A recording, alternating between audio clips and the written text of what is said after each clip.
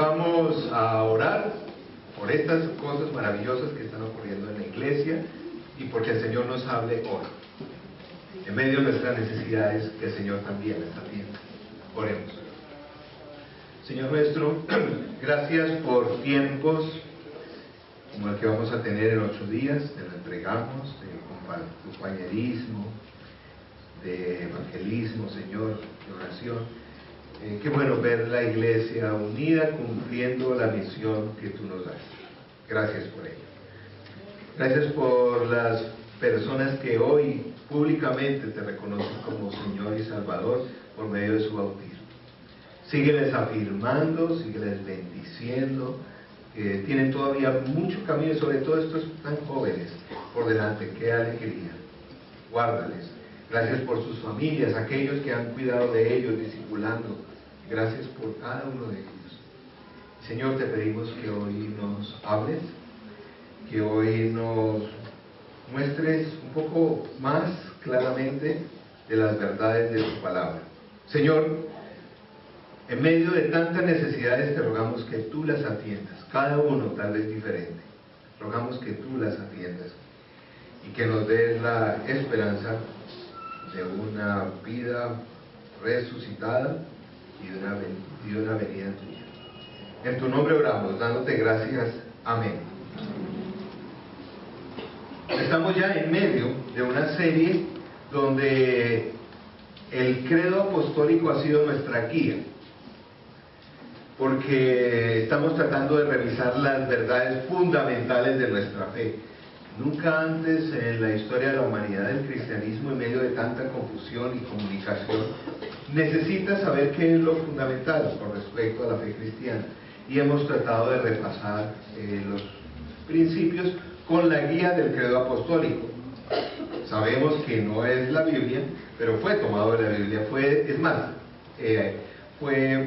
hecho oficial en el mismo concilio que la Biblia que nosotros tenemos en el día de hoy. Y hemos dicho que el credo sería como cuando los niños pequeños están aprendiendo a escribir, que los maestros a veces le piden a uno, por lo menos a mí me pedían el cuaderno ferrocarril, le decíamos nosotros. ¿Recuerdan de ese cuaderno que entonces tenía rayitas para las minúsculas, las mayúsculas, para que uno pueda escribir y estar dentro de lo correcto? Entonces, pues claro, la fe cristiana tiene mucho más que el credo, pero el credo nos ayuda. Ha sido por siglos. Cualquier grupo cristiano, el credo es fundamental, eso es lo que creemos.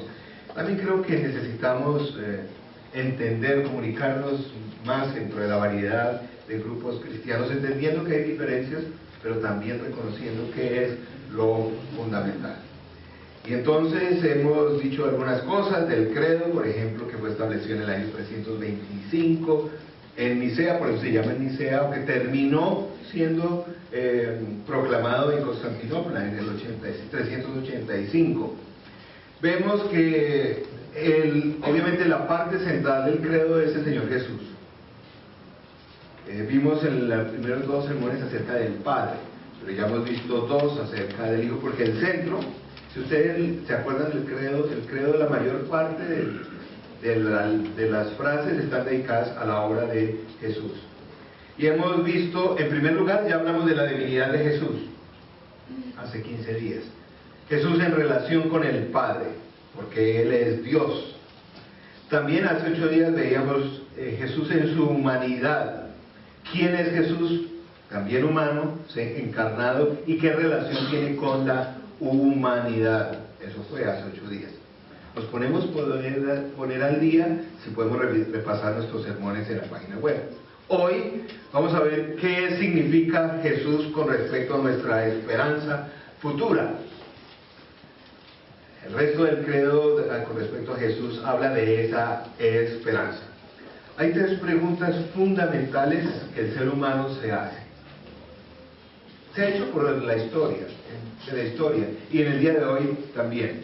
En primer lugar, la pregunta es si hay algo más que esta vida, ¿cierto? ¿Hay algo más o esto es lo que vivimos y ya? Si hay algo más después de la muerte, sería otra forma de decirlo. De una u otra forma, todos estamos pensando en ello. En segundo lugar, otra pregunta muy fundamental del ser humano, independiente de lo que crea, es ¿cuál es el propósito para el cual vine? Es algo que todo ser humano en algún momento se pregunta, y digo, ¿cuál es el propósito de mi vida? El tercero es si hay esperanza en un futuro, sobre todo cuando vemos la humanidad como está, la gente dice, ¿hay esperanza para el futuro? ¿El futuro será un futuro esperanzador? Pues las conversaciones, la música, el teatro, las canciones, las películas, todo el mundo habla de alguna u otra forma de estas preguntas fundamentales. Y aunque no lo reconozcamos, sí existe un credo que responde a estas preguntas desde el punto de vista humanista solamente. Cuando la gente en general se pregunta en el día de hoy si hay algo más allá después de la muerte, el credo del día de hoy dice no. Eso es el credo que todo el mundo quiere, lo invitan a repetir. Si hay algo después, no. Yo leí algo ayer que era el Día del Amor y la Amistad. Imagínense este mensaje que refleja toda la filosofía del día de hoy. Miren lo que dice: la vida es corta, por lo tanto ten un romance o una aventura. Más o menos es la filosofía de, pues esto es tan corto que gózalo. Eso sí, aproveche todo, haga todo lo que puedas ahora porque eso ya se acaba. Ese es el credo de hoy. Cuando le dice hay algo más, no hay. Hay que aprovechar al máximo lo que es este paso por la vida. Y en segundo lugar, el credo del día de hoy, cuando las personas preguntan o se preguntan a sí mismos si hay propósito, el día de hoy dice sí, claro, y hay llenos de seminarios al respecto. Dice claro, el propósito es la autorrealización, dejar marca en este mundo, dejar huella. Eso está lleno de seminarios de eso. ¿Cuál es el propósito? Tenemos que hacer algo que marque un hito, lo que sea. Ese es como la meta. ¿Cuál es el propósito para la vida? Dejar huella. Y esto es muy contradictorio en un país como el nuestro. ¿Por qué? Debe ser muy frustrante ser colombiano en términos de esta cosmovisión. Porque en términos de esta cosmovisión, pues leía un estudio donde comparan las diferentes sociedades en América Latina, Europa y Norteamérica, qué países o qué sociedades tienen mayor índice de logros. Hay sociedades mucho más enfocadas hacia el resultado. ¿Saben en qué puesto está Colombia frente al resto de los países del mundo? Está por allá en el 158. Con respecto a lo efectivo que somos para logros. Si el propósito de la vida es dejar huella, hacer algo diferente en este mundo, pues estamos bastante atrasados. Frente a la pregunta de si hay un futuro, la humanidad sí tiene un credo. Y todavía vivimos un buen grupo de los seres humanos con los presupuestos de la modernidad, donde decimos sí, el progreso va a traer un futuro mejor. El progreso va a traer un futuro mejor. Y es allí donde, imagínense, hacen una conferencia para explicar las nuevas tecnologías de la empresa Apple. La gente tiene que estar bien loca para hacer eso. Hacen cola 2, 3 horas. El mundo se va a acabar. Y algunos saben por qué cuando digo esto. Porque estamos haciendo 2 o 3 horas para conocer, porque es que pensamos que con las nuevas tecnologías esto va a ser mejor. Eso es un extremo de la humanidad. La otra parte de la humanidad, ¿saben qué piensa? Dice, no, esto se acabó, esto se va a acabar. Y lo podemos ver, por ejemplo, en las nuevas películas que hacen acerca del futuro. ¿No han visto las nuevas películas acerca del futuro? Todos hablan, las máquinas nos van a controlar, los robots van a vencer a la humanidad como la conocemos, se va a acabar. ¿No han visto esas películas del futuro? Los nuevos clones, robots que van a manejar todo. Ese es el pensamiento de la humanidad que no hay, básicamente. Ese es el credo por el cual la humanidad hoy está respondiendo esas preguntas fundamentales. Pero el credo apostólico, en su sección de Jesús hacia el futuro, tiene otra proclamación, tiene otro mensaje profético. ¿Qué es lo que dice el credo? Y lo que más importante, lo que dice la palabra que está resumido en el credo, con respecto a esas preguntas fundamentales y al futuro. Pues ahí vamos a leer todos el credo, está en las pantallas. Les invito a ponerse en pie, los que se sientan cómodos. Les animo a decir en voz alta. Recuerden, esto no es solamente una repetición, es una proclamación para el cristiano.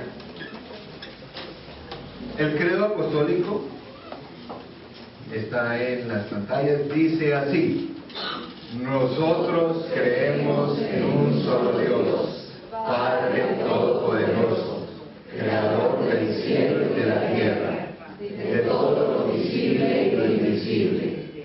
Nosotros creemos en un solo Señor, Jesucristo, Hijo único de Dios, nacido del Padre antes de todos los siglos, Dios de Dios, luz de luz, Dios verdadero de Dios verdadero, engendrado, no creado, de la misma naturaleza del Padre, por quien todo fue hecho, que por nosotros los hombres y por nuestra salvación bajó del cielo, y por obra del Espíritu Santo se encarnó de María la Virgen, y se hizo hombre, y por nuestra causa fue crucificado en tiempo de Poncio Pilato, padeció y fue sepultado, y resucitó al tercer día según las Escrituras, y subió al cielo, y está sentado a la derecha del Padre, y de nuevo vendrá con gloria para juzgar a vivos y muertos, y su reino no tendrá fin.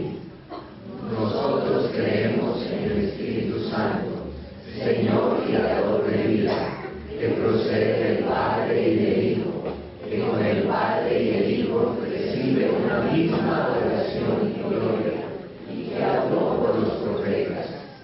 Nosotros creemos en la Iglesia, que es una, santa, universal y apostólica.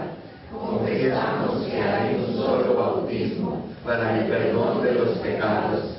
Esperamos la resurrección de los muertos y la vida del mundo futuro. Amén. Amén. Podemos tomar asiento. En el día de hoy la sección que vamos a tratar de profundizar un poco más es la sección, la parte final que habla sobre Jesús, que dice: y resucitó al tercer día según las Escrituras, subió al cielo y está sentado a la derecha del Padre, y de nuevo vendrá con gloria para juzgar a vivos y muertos, y su reino no tendrá fin. Resurrección, ascensión y regreso. De eso vamos a hablar hoy. Y permítanme decirles que de pronto algunos de los conceptos que tenemos, que vienen más bien de la teología popular, pues vamos a tratar de ajustarlos un poquito. Allí a veces nosotros nos sentimos un poco defensivos, les explico, pero bueno, vamos a tratar de dar la suficiente ilustración bíblica y ojalá ampliemos nuestros conceptos al respecto de eso. Por ejemplo, la resurrección. En primer lugar, se habla de la resurrección de Jesús. Es un concepto absolutamente revolucionario en el cristianismo. Ningún credo. No existe antecedente. No se compara, como algunos teólogos contemporáneos dicen, que es comparable a algunos otros mitos de religiones de la época en que nació el cristianismo. No es así. Es un concepto no completo de lo que es la resurrección, porque la resurrección es mucho más que alguien que muere y que vuelve a vivir. Eso se llama resucitar. Pero la resurrección es mucho más allá. Quiero mencionarles, por ejemplo, que dentro del Antiguo Testamento, el pueblo judío no tenía el concepto de resurrección.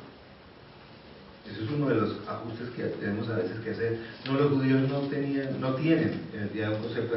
Tienen un concepto de eternidad, de trascendencia, pero no de resurrección. Aquellos que han ido a algún funeral judío pueden ver la profunda dolor, desesperanza que hay allí, porque es que cualquier ser humano que tenga por lo menos alguna idea de eternidad, pero no de resurrección, pues debe ser muy difícil ese momento. No lo existe, es mucho más, la resurrección, recuerden, es mucho más que regresar de la tumba, es más que eso, vamos a ver. Ezequiel, para todos los profetas de la época de Ezequiel, la resurrección era como el símbolo de la restauración del pueblo de Israel. El pueblo de Israel que se había apartado, cómo se volvía otra vez a los caminos del Señor. Para Daniel y para el profeta Isaías, los dos grandes de los profetas del Antiguo Testamento, cuando se habla de la resurrección, obviamente se está hablando de Jesús y se habla solamente en términos de aquel justo que es vindicado, que es reivindicado, aquel que sufrió, pero que es restaurado a su poder como lo tenía al comienzo por su justicia. Por lo tanto, uno puede entender cómo los cristianos o los primeros judíos que se convirtieron al cristianismo, el concepto de resurrección era como, y que Dios experimentara esto era algo imposible. Por ejemplo, en la época de Jesús estaba digamos, lo que la gente creía el concepto de los macabeos, un libro no bíblico, pero que dentro de la historia muestra cuál es el concepto que tenían. Era que los grandes héroes, por haber sido héroes, podían tener la oportunidad en la vida más allá, que si por ejemplo le cortaban una manito, pues que ya la manito pues, le iba, porque habían sido héroes. Era lo más cercano al concepto de resurrección. Pablo explica que la resurrección es mucho más que volver a vivir. Es todo un cambio de paradigma de vida. Voy a leer para ustedes 1 Corintios 15, del 3 al 9. Creo que no está en sus bosquejos, está otro, pero que vamos a leer después. Pero miren lo que dice Pablo con respecto a la resurrección. Porque ante todo les transmití a ustedes lo que yo mismo recibí, que Cristo murió por nuestros pecados, según las Escrituras. ¿Vamos bien ahí? Que fue sepultado, que resucitó al tercer día, según las Escrituras. ¿Sí ven que el credo es más o menos lo mismo que eso? Y que apareció a Cefas y luego a los 12. Después apareció a más de 500 hermanos a la vez, la mayoría de los cuales viven todavía, en la época de Pablo, ¿no? Aunque algunos han muerto. Luego se apareció a Jacobo, más tarde a todos los apóstoles, y por último, como a uno nacido fuera de tiempo, hablando de él mismo, se me apareció a mí también, dice Pablo. Admito que yo soy el más insignificante de los apóstoles, que ni siquiera merezco ser llamado apóstol porque perseguía la iglesia de Dios. Muy bien. El apóstol Pablo básicamente da dos conceptos aquí que es importante para que nosotros, digamos, no nos dejemos como coger frente a las preguntas que a veces nos hacen el día de hoy. Como a la gente les pregunta a uno, le dice, bueno, ¿cuáles son las pruebas que tienen de que Jesús resucitó? Pues el término de la resurrección, un evento histórico, no se puede concebir en términos de pruebas, se concibe en términos de testigos. Por eso aquí dice que Jesús se le apareció pues a todo el mundo, que hay suficientes testigos. Si alguien dice yo tengo la prueba de la resurrección de Jesús, pues ese es casi como dice Jesús. Yo tengo la prueba. Una cosa diferente es decir yo soy testigo. Y decimos nosotros sí tenemos testimonios de gente que vio la resurrección de Jesús. Hay testimonios. Y allí es cuando entonces los que saben de Biblia pero no son cristianos le dicen a uno, sí, pero ¿por qué lo que dice Juan es diferente de lo que dice Mateo y es diferente? ¿Cuál de los cuatro está mintiendo? ¿Qué creen ustedes que es la respuesta? La respuesta misma está en la realidad de lo que significa ser un testigo. Por ejemplo, en los juicios del día de hoy, para un juez es sumamente sospechoso que todos los testigos digan exactamente lo mismo. ¿Por qué? Se pusieron de acuerdo. Ningún testigo tiene la misma versión. Por eso no hay versiones, no hay una sola versión de la resurrección, hay varias. Por ejemplo, si yo les pregunto a ustedes, hermano, hermana, ¿qué hizo ayer en la noche? Bueno, de pronto a algunos les da pena decirme. Y me di cuenta en una historia, ¿cierto? Y el lunes vuelvo y les pregunto, a ver, ¿qué hiciste me contó una historia hoy? Vuelvo y les pregunto el lunes, estoy seguro que habrá variaciones de la misma historia. Por lo tanto, el hecho de la resurrección no es un hecho para probar, es un hecho que tiene testimonios. Y no es como se dice, producto del racionalismo, se dice, como la ciencia no puede probar la resurrección, entonces esta no existe. Eso es el concepto de ciencia de Isaac Newton, pero no el concepto, por ejemplo, de la ciencia del día de hoy, de la ciencia cuántica, donde nada es predecible. Para la época, aquellos que dicen si la ciencia no lo puede probar, entonces no existe, es los que creían que el mundo es todo una maquinita que funciona todo organizadamente y no funciona así en términos del día de hoy. Hay cosas que el Señor Jesús, aún en su naturaleza física, muestra que la resurrección es otra cosa diferente a morir y volver a la vida.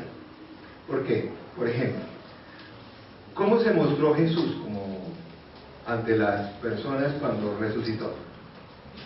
Ustedes se dan cuenta, ¿qué hacía Jesús? Jesús, entre otras cosas, si uno diría, pues si resucitó y la resurrección es, bueno, hecho como una especie de ángel fantástico, un fantasma, pero Jesús comió con los suyos, y algo que desafía todo concepto de lo que es la resurrección, aún para el cristiano, es Jesús mostró sus heridas. Pero no era lo mismo, porque el cuerpo de Jesús hacía otras cosas rarísimas. ¿Recuerdan lo que dicen los evangelios? Se aparecía, pasaba por ahí paredes,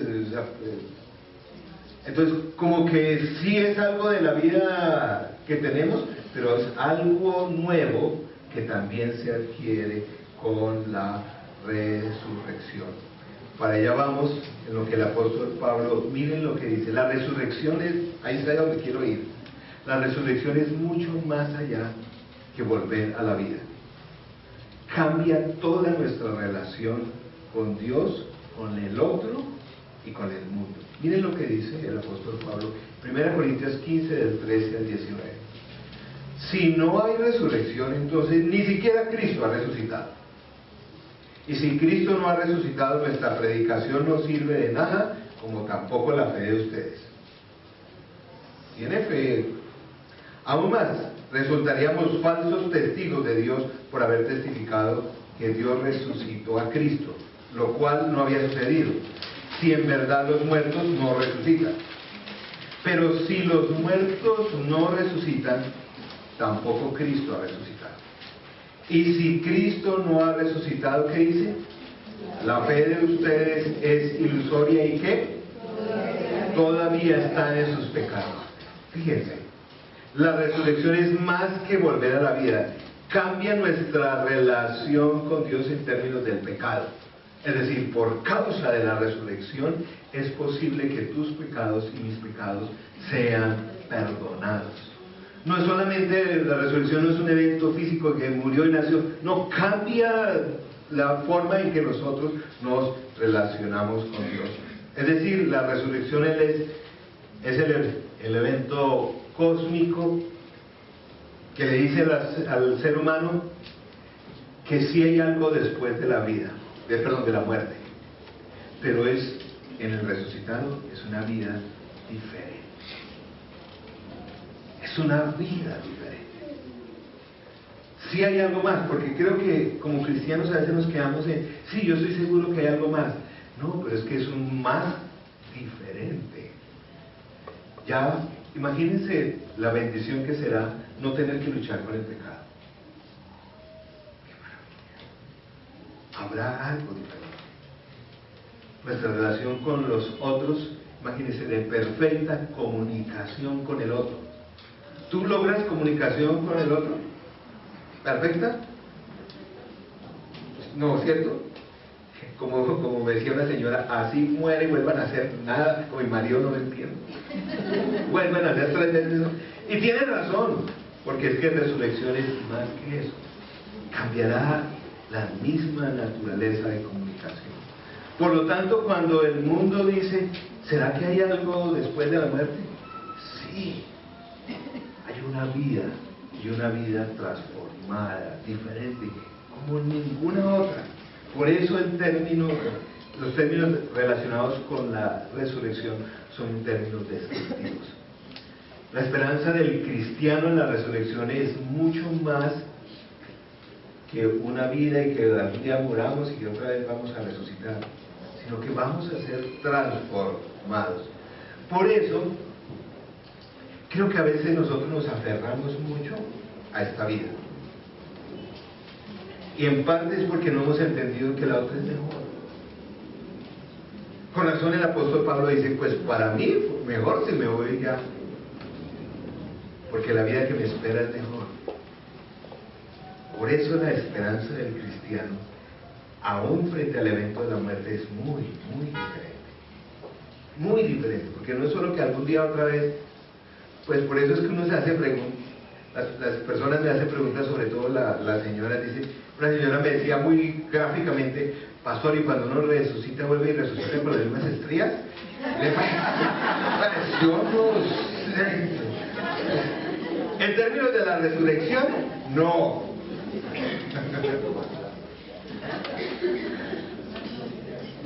Es mucho más que volver a la vida. O la preocupación que tenemos, decimos, ¿y allá sí era que nos vamos a reconocer? Sí, pero seremos diferentes. Es decir, frente a la gran pregunta del ser humano, si hay vida más allá de la muerte, sí, y una vida de una calidad diferente. Por eso me acuerdo mucho de un caballero que estuvo hablando en el funeral de su esposa. Es la primera vez que yo escuché este término, que yo jamás, pues yo tenía el concepto un poco más tradicional, y él decía, cuando hablaba del funeral de su esposa, decía, él no decía la palabra funeral, decía, cuando mi esposa fue coronada en la presencia del Señor. Parece lindo. Él sí estaba viendo lo que era. Él dijo, no, eso no fue un funeral, fue una coronación. Y lo decía con gozo en medio de sus tristezas, porque es que la resurrección es totalmente algo diferente. Gracias a Dios por la resurrección. En segundo lugar, este pasaje de Cristo habla que Él ascendió. Hablamos un poquito de la ascensión hace 8 días, pero quiero enfatizar nuevamente que es un poco triste y desafortunado que dentro de la tradición cristiana la ascensión pues casi no significa nada. Nosotros celebramos el Domingo de Resurrección, por ejemplo. Eso es la Semana Santa. A ver cuántos celebran el Día de la Ascensión. ¿Cierto? Es como un concepto o cuando uno le pregunta qué es la ascensión, y entonces la gente empieza a decir cosas como, piensa que es así como E.T. cuando subió, volvió a los extraterrestres, yo no sé qué concepto intergaláctico o algo así. Quiero mencionar una cosa que es muy importante en el lenguaje de la ascensión. La ascensión tiene fundamentalmente un lenguaje profético, y eso lo hace un lenguaje particular. Es decir, que hay muchas cosas que nosotros, mejor dicho, entre otras cosas, vamos a ver que ascender no siempre es para arriba. Ay, ¿cómo así? Vamos a ver. En primer lugar, veamos Mateo 24:30, dice, la señal, no sé si lo tengan, pero yo leo para ustedes, o pueden anotar y la cita consultarla después. La señal del Hijo del Hombre aparecerá en el cielo y se angustiarán todas las razas de la tierra. Verán al Hijo del Hombre venir sobre las nubes del cielo con poder y gran gloria. Este pasaje es uno de los pasajes que ustedes ya han leído el Evangelio de Mateo, donde dicen, fíjense que ahí en la Biblia está como equivocado porque dice que los discípulos iban a ver eso. Y la mayoría de las personas dicen eso se refiere a la segunda venida de Jesús. Y no es así. ¿Saben a qué evento se refiere? A la ascensión. Lo que pasa es que nuestro concepto de la ascensión es un concepto muy diferente. Tenemos el concepto de ascensión como que Jesús ¡pum!, se desapareció, se fue, se escapó, dijo, no, esta vaina está muy fregada, y se fue, dijo, yo ya cumplí, ya desapareció. La ascensión, el término más cercano es coronación, entronización. La ascensión no es que Jesús se fue, lo dejó aquí, que esto no. La ascensión significa que Él vuelve a recibir toda la gloria y el poder que tuvo que dejar cuando sí descendió y se hizo humano. Volvamos al pasaje de Daniel 7, lo vimos hace 8 días, dice, en la visión nocturna, dice Daniel, vi a alguien con aspecto humano, venía entre las nubes del cielo, se acercó al venerable anciano y fue llevado a su presencia. Y se le dio autoridad, poder y majestad. Todos los pueblos, naciones y lenguas lo adoraron. Su dominio es un dominio eterno que no pasará y su reino jamás será destruido. ¿Para dónde se fue Jesús cuando ascendió?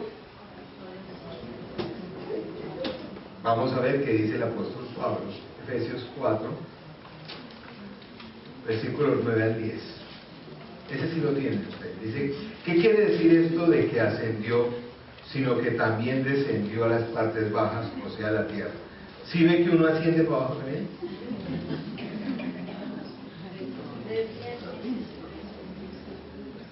Sí, pero está hablando de que ascendió. Se refiere que también descendió. El que descendió es el mismo que ascendió por encima de todos los cielos. ¿Para qué? Para llenarlo todo. Veíamos que Jesús ascendió y fue ocultado de la vista por ¿qué? Por una nube. Y que 40 días después, en el evento de Pentecostés, el Espíritu Santo fue evidente en forma de lenguas de fuego. Nuevamente, quiero decir, esto es significativo porque quiere decir que era la forma de Jesús decir, el mismo Dios que en el día se aparecía como una nube, en la noche se aparecía como una columna de fuego. O sea, yo no me he ido de aquí. Miren lo que dice el apóstol, lo que dice Lucas, registrando las palabras de Jesús en Hechos 1, del 8 al 9. Dice, pero cuando venga el Espíritu Santo sobre ustedes, recibirán poder y serán mis testigos tanto en Jerusalén como en toda Judea y Samaria y hasta los confines de la tierra. Habiendo dicho esto, mientras ellos lo miraban, fue llevado a las alturas hasta que una nube lo ocultó de su vista. Según este pasaje, ¿para dónde se fue? No se fue para ningún lado. Simplemente fue, no lo podían ver. Pero esto quiero decir es importante. ¿Por qué es importante la ascensión? Si no tenemos un claro concepto de ascensión, no entendemos o no podemos resolver la pregunta de cuál es el propósito tuyo y el propósito mío. Aquí está. Dice, yo me voy, pero voy a dejarles el Espíritu Santo para que ustedes sean mis testigos en todo el mundo, para que den testimonio, para que tengan el propósito. Hay un pasaje paralelo en Segunda de Reyes, un pasaje que muestra un relato entre Eliseo y Elías. Cuando Elías le dijo a Eliseo que se iba a ir de este mundo, él le dijo, no se vaya, pero déjeme por lo menos el doble de su espíritu. Miren cómo lo dice. Al cruzar, Elías le preguntó a Eliseo, ¿qué quieres que haga por ti antes de que me separes de tu lado? Te pido que sea yo el heredero de tu espíritu por partida doble, respondió Eliseo. has pedido algo difícil, le dijo Elías, pero si logras verme cuando me separen de tu lado, te será concedido, de lo contrario, no. ¿Saben cuál pasaje cuando Jesús estaba hablando de su ida, aparentemente, de su ascensión y del Espíritu Santo, ellos estaban pensando mientras él hablaba en este pasaje? Donde básicamente Elías le decía, si usted está pendiente cuando yo me vaya, yo le voy a dar la doble porción de mi Santo Espíritu. Pero aquí, en términos de Jesús, Él no nos dio una doble porción, nos dio la plenitud del Espíritu Santo. ¿Cuál es el propósito entonces del ser humano? Con la plenitud con el poder de Dios, con el poder de Cristo, ser testigos, testimonios donde quiera que estemos. Ese es el verdadero propósito. En tercer lugar, hablando de su regreso, nos resuelve, digamos, el problema del futuro. El regreso, y si ustedes lo ven ahí, el regreso está en cómo está en sus bosquejos, entre comillas, porque es que esa es otra cosa. El regreso no quiere decir que Él se fue, porque está aquí presente. El regreso, y vamos a ver otras cosas, el regreso, ¿para qué fue fundamentalmente según el credo? Muy bien, para juzgar. Muy bien, aquí es donde les pido un poco de paciencia teológica, porque de pronto han escuchado una cantidad de cosas, de enseñanzas que yo creo que no están tanto en la Biblia.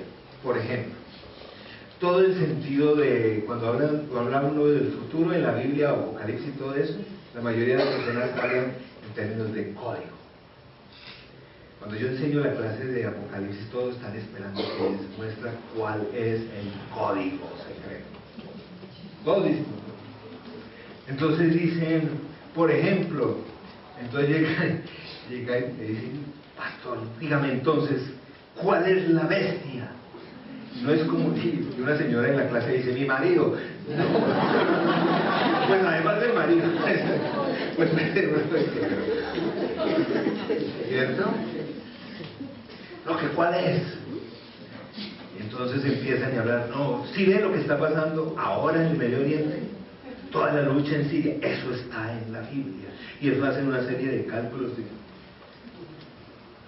Qué pena. Pero carreta bien elaborada, pero no la carreta.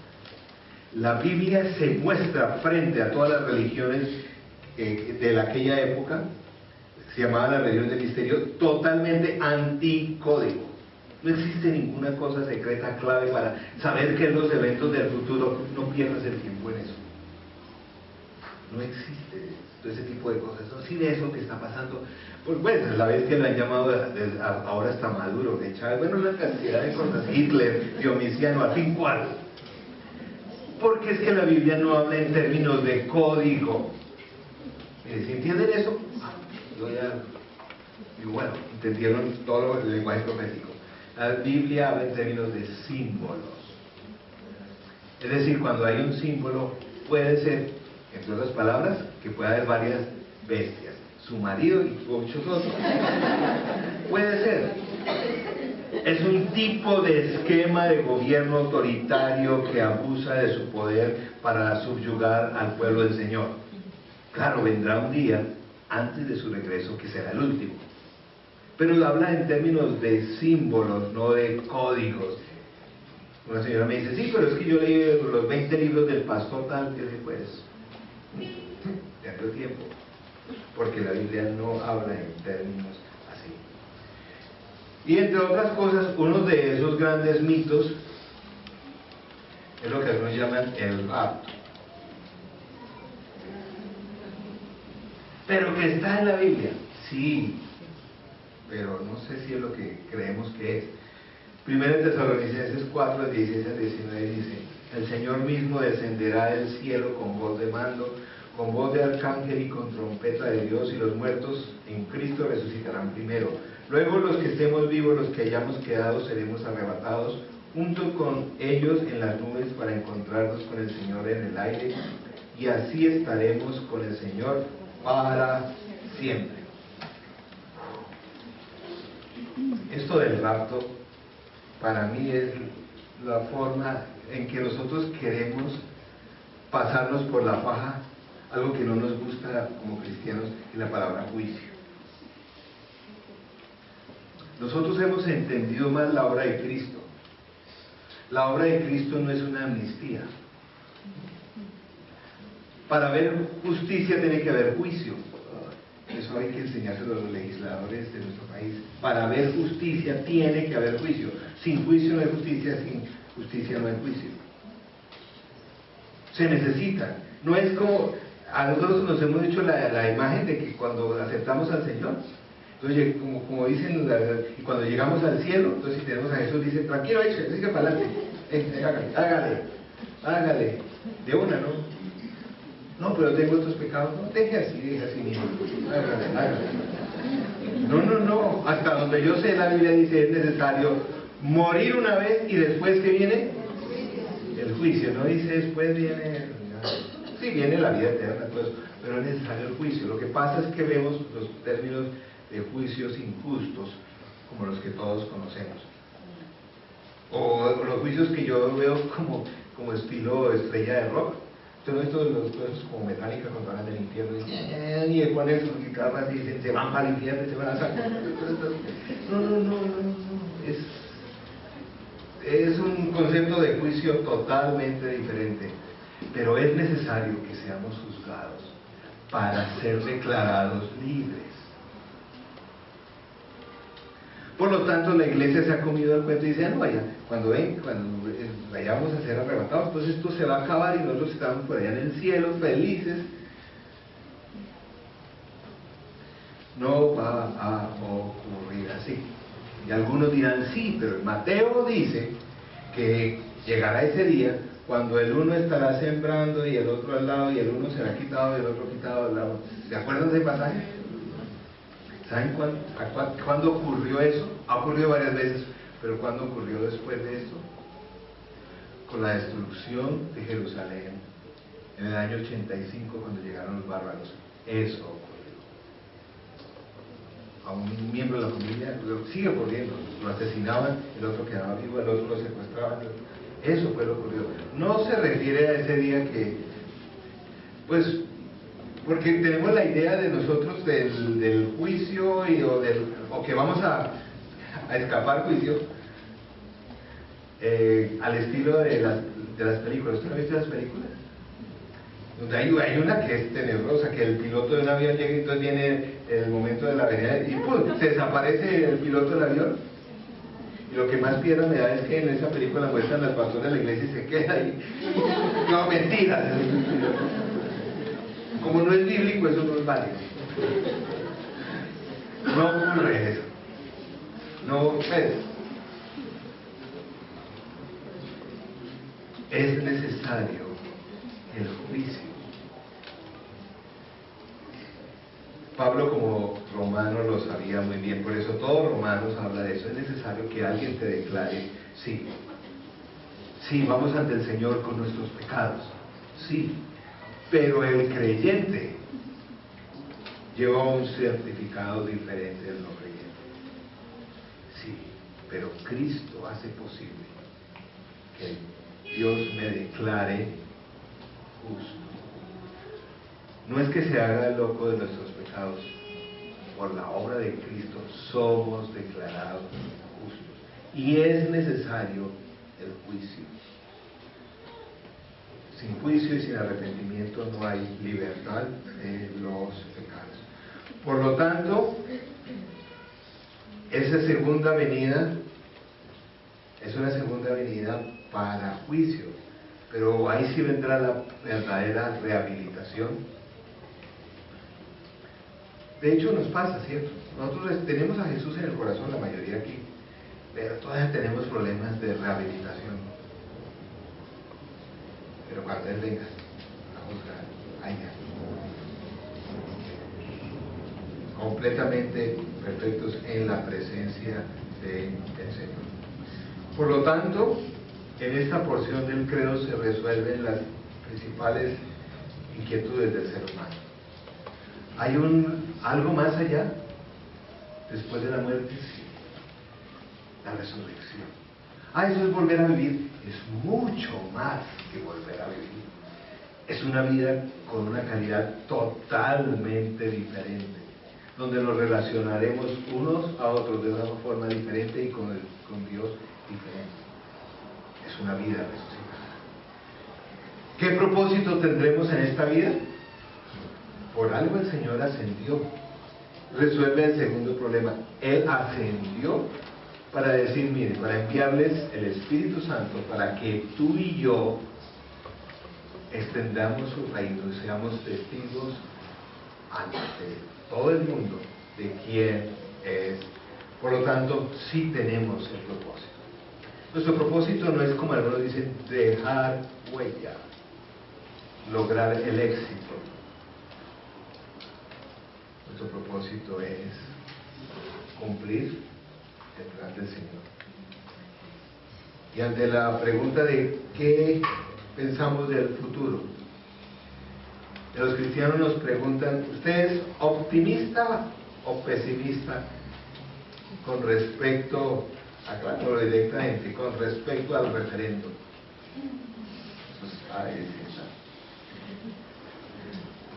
Le hacían la misma pregunta a un teólogo muy interesante del siglo pasado, el obispo Leslie Livingston, y él respondió lo siguiente. Cuando le preguntaban si era optimista o pesimista, él decía, yo no soy ni optimista ni pesimista. Jesucristo ha resucitado de entre los muertos.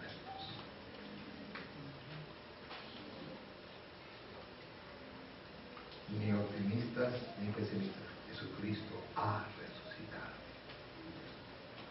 Eso hace que sea diferente. ¿Se acuerdan de la saga de las Crónicas de Narnia? Cuando Aslan muere y después, digamos que resucita, que los niños le preguntan a él y decimos, pero ¿cómo hiciste eso? ¿Cómo ocurrió eso? Porque la bruja no tuvo. Y Aslan le dice, es que yo tengo, también no se recuerden, es una historia, yo tengo una magia mucho más profunda que la de la bruja blanca. Nuestras respuestas son mucho más profundas que lo que el ser humano en general puede elaborar. Vamos a orar. Vamos a pedirle al Señor que nos ayude a vivir esa realidad de tener una relación con un Jesús resucitado, un Jesús que ha ascendido, un Jesús que ya viene pronto.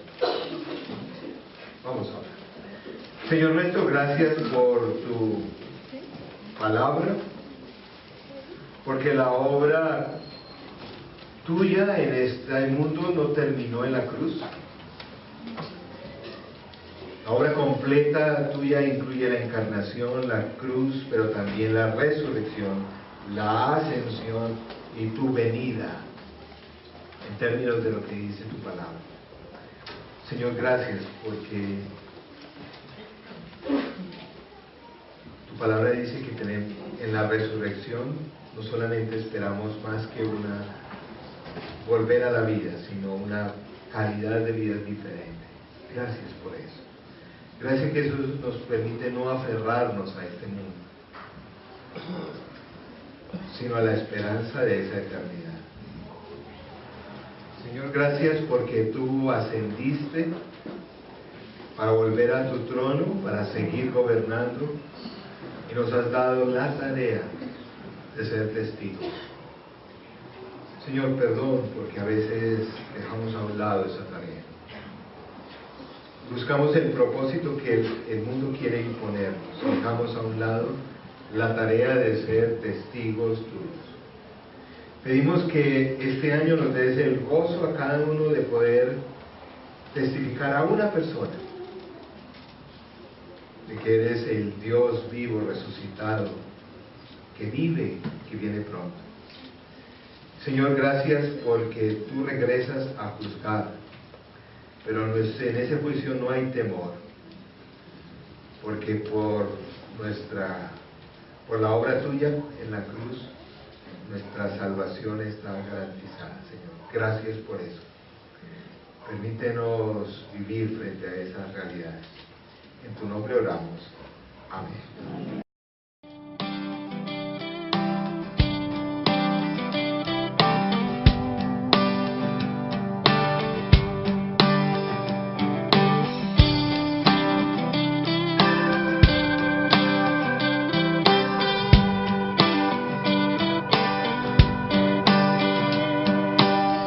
Hoy es el momento de hacer algo.